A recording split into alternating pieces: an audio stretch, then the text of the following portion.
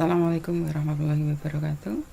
Selamat siang, selamat berjumpa kembali untuk membahas AKM, asesmen kompetensi minimal, soal-soal AKM yang kalian butuhkan nanti apabila menghadapi AKM.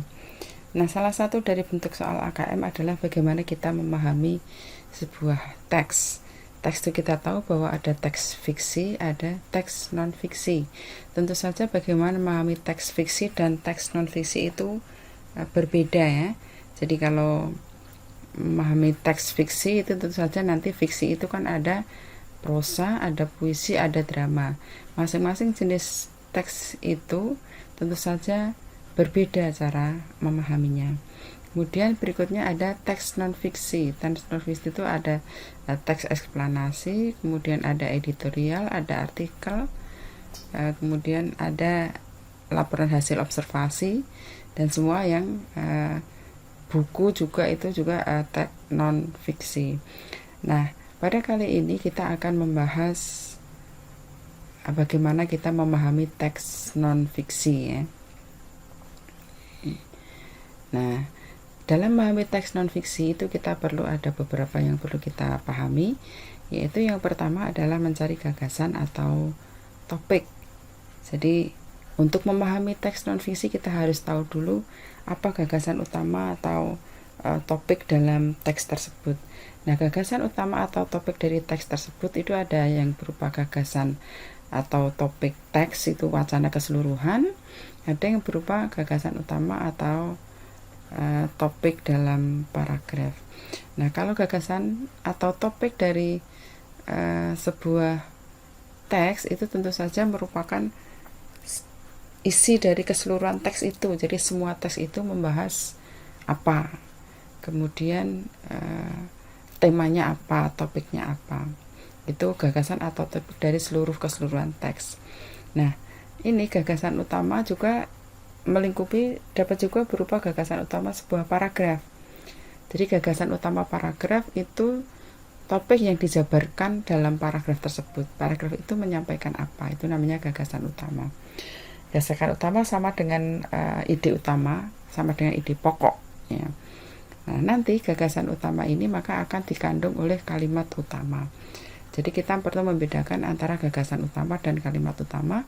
Mungkin kalian dulu sudah pernah mempelajari bahwa kalimat utama dan gagasan utama itu hal yang bisa juga sama, bisa juga berbeda. Jadi kalau gagasan utama itu ide atau gagasan yang ingin dijabarkan dalam paragraf itu. Nah, kalau kalimat utama maka kalimat yang memuat gagasan utama. Jadi kalau kalimat utama itu harus ada dalam teks tersebut. Bunyinya ya, rumusannya itu harus terdapat dalam kalimat tersebut. Tidak boleh kita membuat rumusan kalimat utama sendiri. Tetapi kalau gagasan utama kita bisa membuat sendiri, bisa dengan kalimat kita sendiri, tetapi isinya itu apa? Karena gagasan utama itu kan ide utama. Jadi idenya tentang apa? Kemudian berikutnya gagasan utama ini akan dijabarkan atau diperjelas atau dilengkapi oleh gagasan penjelas. Gagasan penjelas sama dengan kalimat utama tadi ya, maka gagasan penjelas itu dikandung atau terdapat pada kalimat penjelas. Nah, ini. Kemudian yang kedua, untuk memahami teks non-fiksi, maka berikutnya adalah dapat mencari informasi.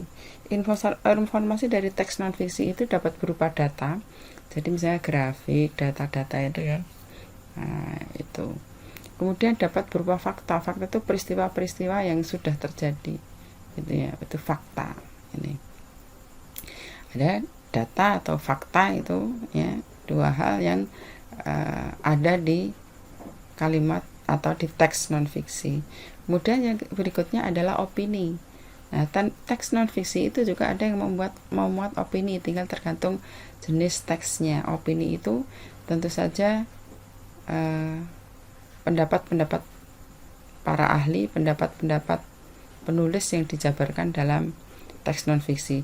Nah, opini ini biasanya terdapat pada teks dengan jenis artikel ya, atau editorial gitu ya. Itu juga di dalamnya terdapat opini. Nih. Kemudian berikutnya, memahami teks non-fiksi itu kita bisa menentukan apa simpulannya. Simpulan dari teks tersebut itu apa. Kemudian bagaimana rangkuman dari teks tersebut. Lalu apa manfaat teks tersebut non-fiksi tersebut bagi kita. Nah, ini adalah hal-hal yang perlu kita perhatikan bagaimana kita agar bisa menikmati atau memahami teks non-fiksi. Oke, ini. Nah, pada saat ini kita akan membahas teks non-fiksi berkaitan dengan pemahaman yang sudah saya jelaskan tadi. Kita mulai dari soal yang pertama. Ini ada teks dengan judul pembatasan fisik untuk mencegah penyebaran COVID-19. Ini adalah termasuk teks non-fiksi karena ini ada nyata. Jadi kita tahu ya, teks non-fiksi itu teks yang ada nyata. Sedangkan teks fiksi itu bersifat fiktif, bersifat khayalan, tidak nyata. Gitu ya. Jadi ini kita lihat bacaannya. Ketika menghadapi bacaan panjang ini, maka yang kita lihat pertama adalah apa yang ditanyakan. Karena ini tadi kan banyak yang akan dijumpai dalam teks non-fiksi, maka ketika kita menemukan soal yang membahas teks non-fiksi, maka kita lihat dulu soal itu kita diminta untuk apa. Nah, pada soal ini kita lihat nomor 1. Nah, manakah di bawah ini yang menggambarkan penerapan physical distancing di perusahaan X? Kita lihat penerapan distancing dilihat dalam teks ini. Kita lihat dari teks itu penerapan distancing. Nah, ini ya, dalam penerapan physical distancing perusahaan X menerapkan hal-hal berikut. Jadi kita lihat di sini ya. Apa penerapan physical distancing? Mengurangi jam operasional, pembatasan jumlah orang dalam ruangan, pengaturan jarak bangku antar karyawan, kemudian pemberlakuan work from home atau bekerja dari rumah dan bekerja di kantor. Nah, sekarang yang dilihat itu yang menggambarkan penerapan mana. Nah, ini kan tentu saja adalah D ya, mengatur jarak bangku antar karyawan tadi ini ya, 2 meter ini. Ini yang nomor 3. Tuh, kemudian yang nomor 2, kita lihat apa yang ditanyakan. Yang nomor 2 adalah informasi dari teks tersebut menyarankan bahwa jika Anda ingin melindungi diri dari virus corona, physical distancing ini ya, kita lihat lebih efektif dari olahraga asupan yang sehat tetapi lebih berisiko. Kita lihat ini ya, penerapan physical distancing mungkin membuat aktivitas terbatas. Namun cara ini cukup efektif dalam mencegah dan memutus rantai penyebaran virus corona. Selain melakukan physical distancing untuk mencegah penularan virus corona, Anda juga perlu menjaga daya tahan tubuh dengan menerapkan pola hidup sehat seperti mengkonsumsi makanan bergizi seimbang, olahraga rutin, istirahat yang cukup, banyak minum air putih, dan lengkapi konsumsi multivitamin. Jadi ini adalah social distancing, dan selain itu Anda juga perlu, maka ini 2 hal yang perlu dilakukan. Jadi tidak ada yang lebih efektif, nah tidak ada yang menyatakan lebih ya. Jadi ini merupakan ide yang bagus, tetapi tidak bisa menggantikan olahraga dan asupan yang sehat. Jadi ini tidak bisa menggantikan karena ini adalah 2 hal yang dilakukan secara bersama-sama, yaitu physical distancing akan lebih efektif apabila ini menjaga daya tahan tubuh gitu ya. Ini juga perlu untuk mendukung bukan mendukung social distancing, tapi mendukung agar terhindar dari corona. Dan yang C, sama efektifnya dengan olahraga saat asupan yang sehat, apalagi dilakukan dengan bersamaan. Jadi ini juga tidak ada yang menyatakannya lebih. Nah, cukup efektif tanpa harus dibarengi. Ini padahal ini juga harus dibarengi. Efektif jika hanya sebagian saja yang sadar untuk menjaga jarak saat di kerumunan. Jadi ini juga tidak sesuai. Kemudian nomor 3 kita lihat dalam ini ya, berdasar teks tersebut jika ada 1 tanggal merah di hari Jumat, berapa harikah karyawan perusahaan X bekerja di kantor selama bulan April? Kita lihat bulan April itu ada 30 hari ya. 30 hari berarti ada 4 minggu ya, ada 4 minggu. Maka 30 hari dikurangi 4 ada 26 hari. 26 hari itu kalau 3 hari ada 13 hari. Tapi karena Jumat ini ya, nah 3 hari ya, Rabu, Senin, Rabu, Jumat, tapi karena Jumat itu libur, ada Jumat 1 libur, maka masuk 12 hari. Tuh. Kemudian nomor 4, informasi apa yang disampaikan penulis dalam pengumuman tersebut. Jadi ini kita lihat mencari informasi. Jadi ini adalah alasan-alasannya pengumuman interim perusahaan PT Sumber Makmur.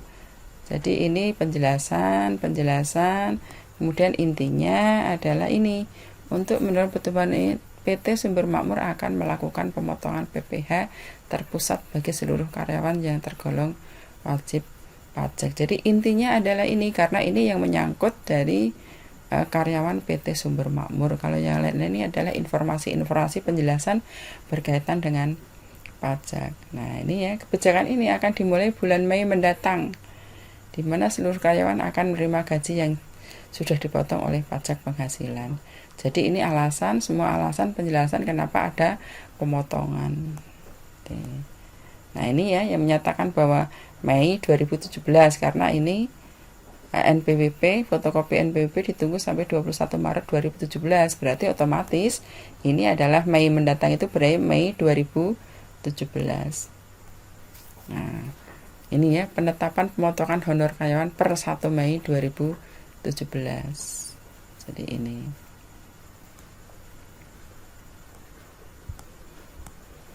Kemudian berikutnya yang nomor 5, manakah yang tidak harus dilakukan dalam menghitung sasaran wajib pajak? Kita lihat di ini ya.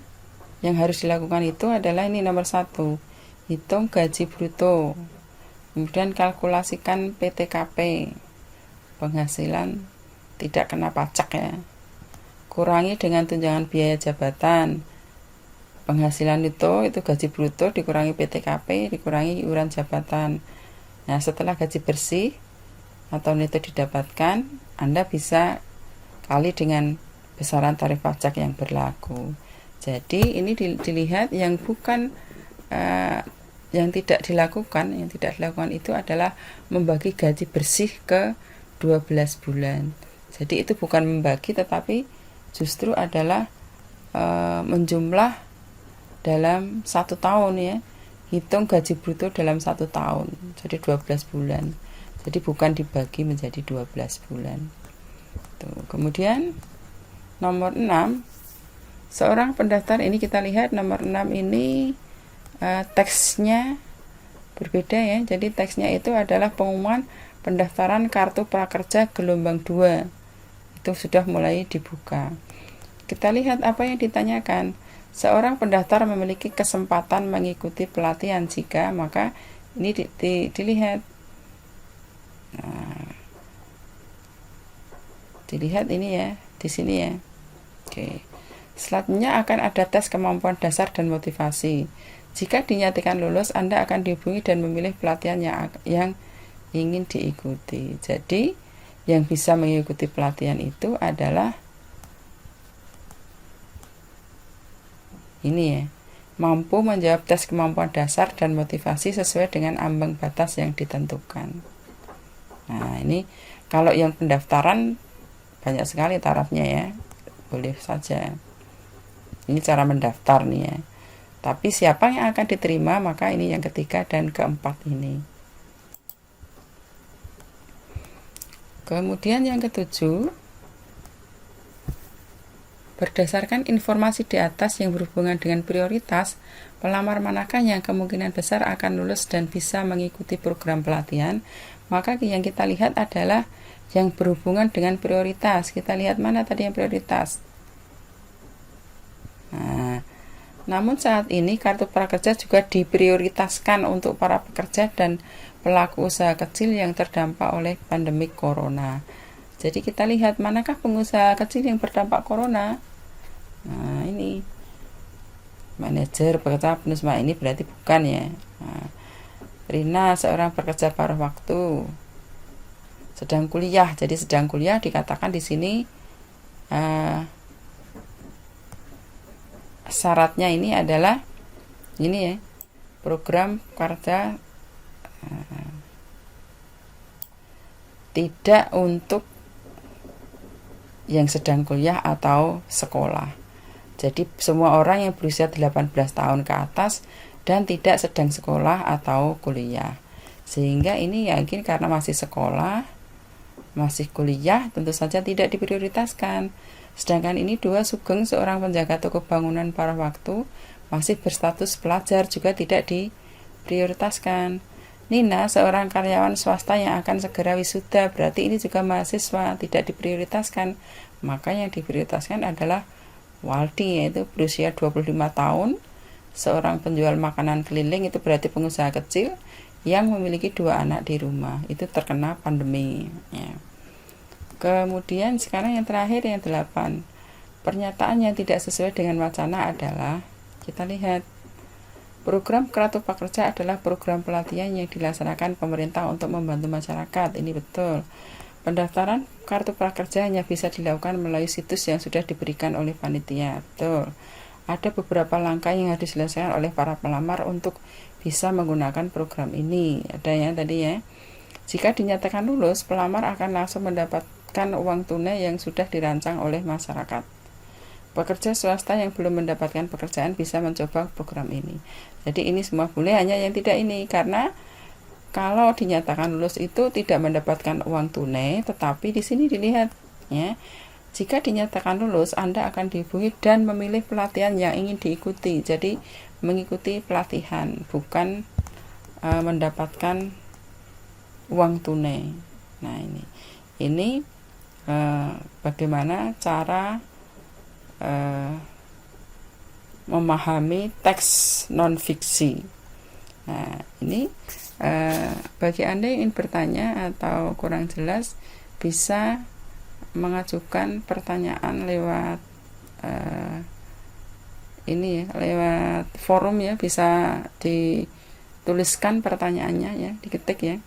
Oke, terima kasih, sukses selalu, jaga kesehatan, semoga kita tetap sehat dan kita tetap segera berjumpa di pembelajaran luringnya dalam tatap muka. Terima kasih. Assalamualaikum warahmatullahi wabarakatuh.